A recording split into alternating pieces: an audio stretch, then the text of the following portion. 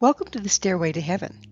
We're coming to you bringing insights into the ever-changing high-frequency currents now bathing the planet and their effect on us all, the source of vital information for the evolving human being. I'm Gwilda Wiyaka. Self-discovery and personal power.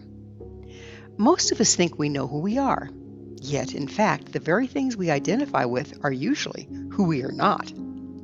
What do I mean by that? From birth to death, we're conditioned how to be. What is good, bad, desirable, or undesirable is dictated by the systems in which we are immersed.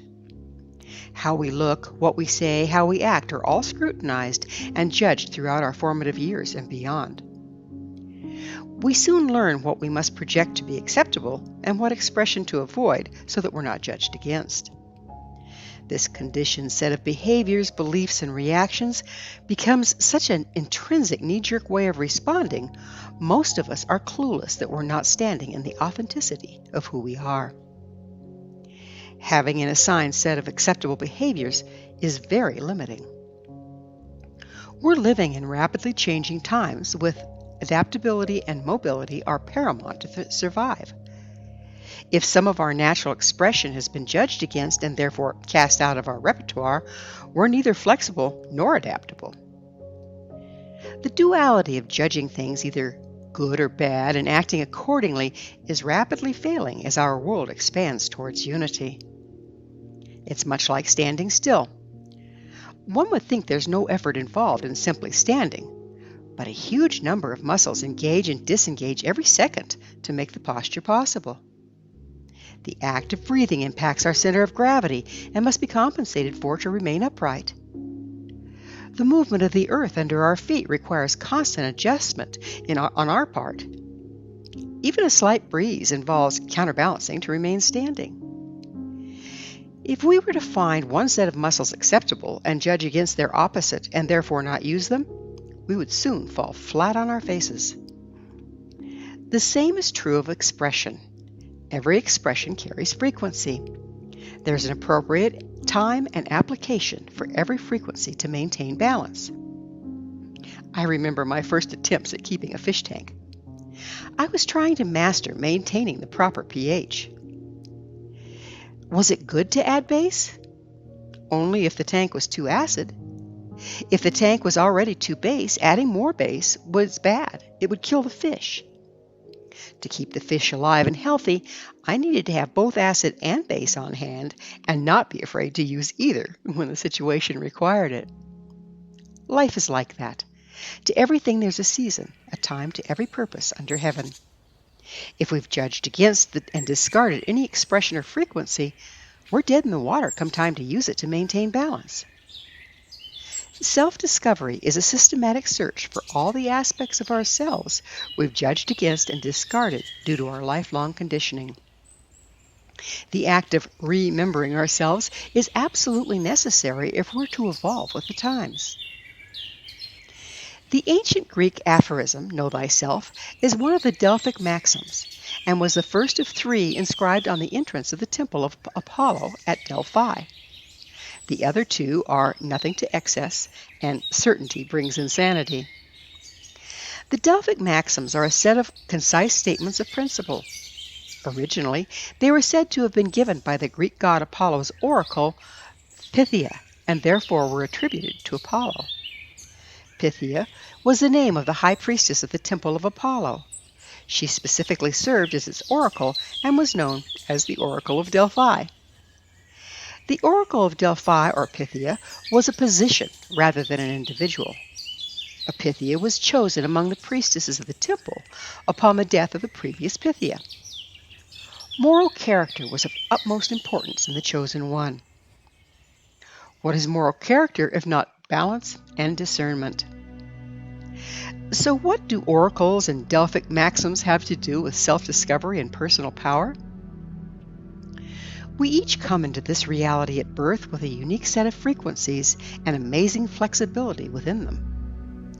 There are ancient practices which map these frequency sets based on the date, time, and location of our birth, such as astrology.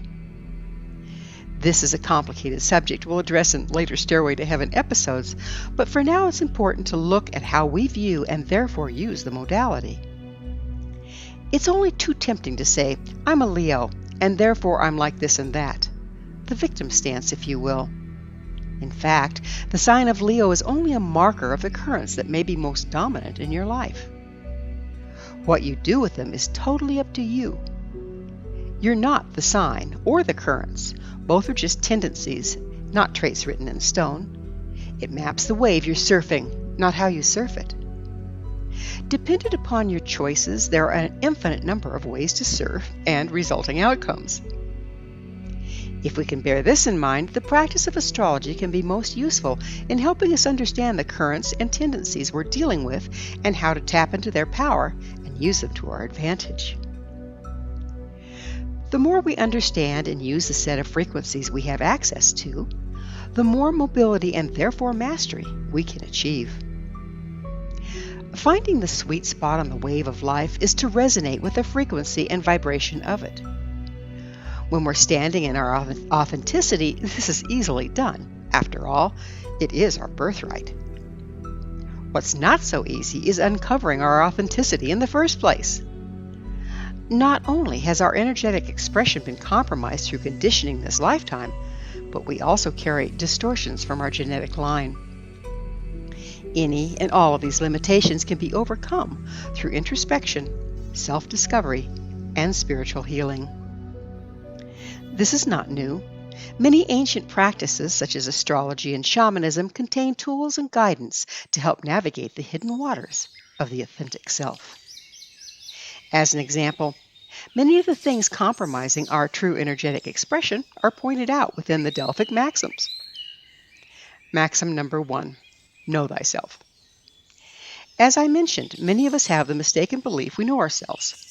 Ironically, the first step in knowing yourself is facing the fact that you do not have any idea who or what you are. You're not a drop in the ocean. You're the entire ocean in a drop. Rumi. Like everything else, who we are at one frequency is an entirely different animal than who we become at another. Ultimately, it's not a question of who we are, as we indeed are the entire ocean in a drop. Of relevance is what we need to express at any given time to maintain balance and reach our goals. The rules and identities we hold ourselves to compromise our ability to maintain balance and mobility in any situation. You may decide, I'm just not that kind of person.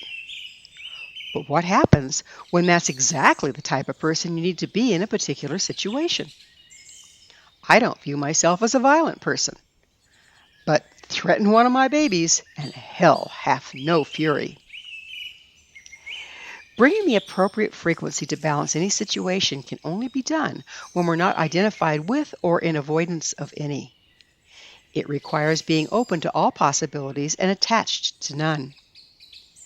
To know thyself is to uncover where you are resistant to any expression and release that resistance, to embrace the entire ocean and the fluidity therein. Maxim number 2, nothing to excess. Life is a question of balance. All life as we know it depends upon the delicate balance of polar opposites, light, dark, acid, base, positive, negative, and so on. Imbalance creates drag and compromises frequency. One of the most damaging beliefs of our time is that if a little is good, more is better. This concept leads to addiction and illness on all 4 levels, physical, emotional, mental, and spiritual, as it compromises balance. It follows the same logic as using acid to balance pH in a base fish tank, only to continue adding acid until it becomes acidic. The fish die either way. This mistake comes from the belief that one is good while the other is bad. There is no good or bad, just a question of balance. Maxim number 3, certainty brings insanity. We all like certainty. It makes us feel safe and in control.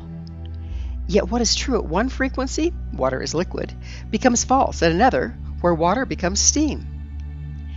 As we're confronted with the rapidly shifting frequencies and therefore realities of our time, the surest way to abort evolution is to decide we know and glom on to a dubious fact and apply it to all situations and frequencies.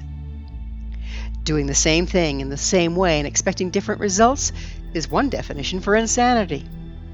Nonetheless, we cling to supposed certainty of a fact, even when the frequency changes, rendering it false.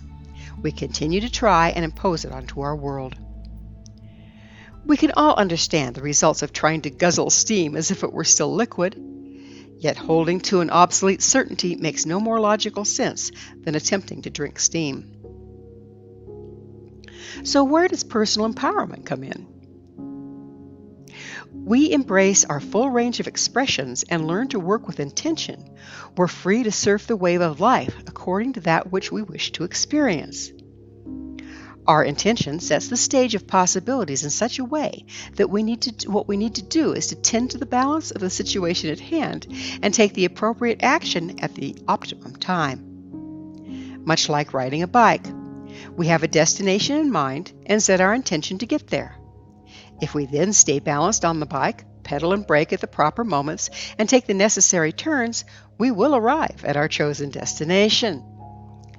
Take away access to any one of these necessary equal but opposite activities, pedal or brake, turn or go straight, lean and counterbalance, and we will fall. The more access we have to the wide range of personal frequency, the more tools we have to create the outcome we desire. In this way, you can not only foretell your own future, but create it from the raw materials at hand. To be an effective co-creator of your experience, you not only need frequency, flexibility, and internal agreement, you also need, like I said, internal agreement. This is part and parcel of remembering who you are.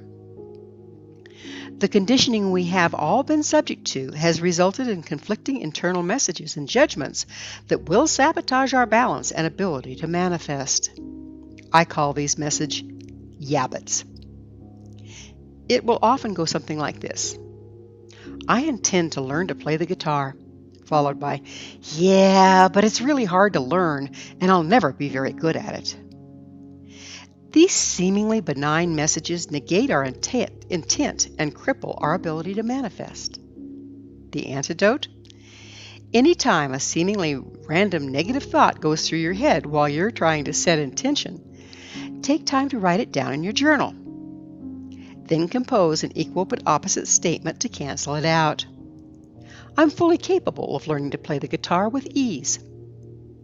Every time the self-defeating thought pops into your mind, state the antidote out loud 3 times. This is simple physics and utilizes the equal but opposite frequencies' ability to cancel each other out to your advantage. It's amazingly effective.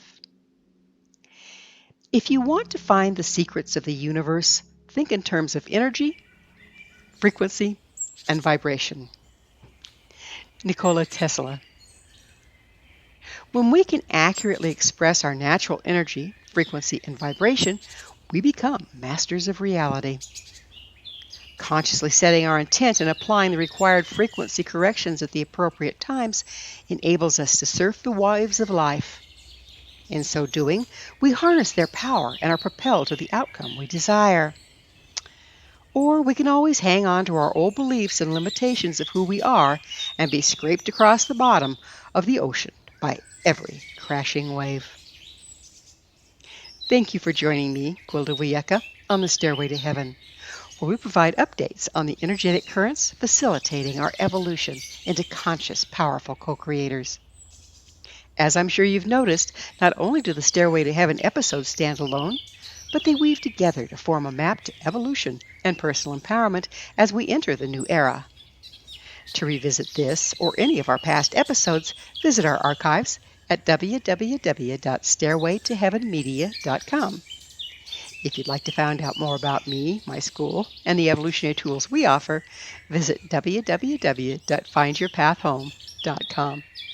Until next time, may you be blessed on your sacred path to wholeness. We are here. The time is now.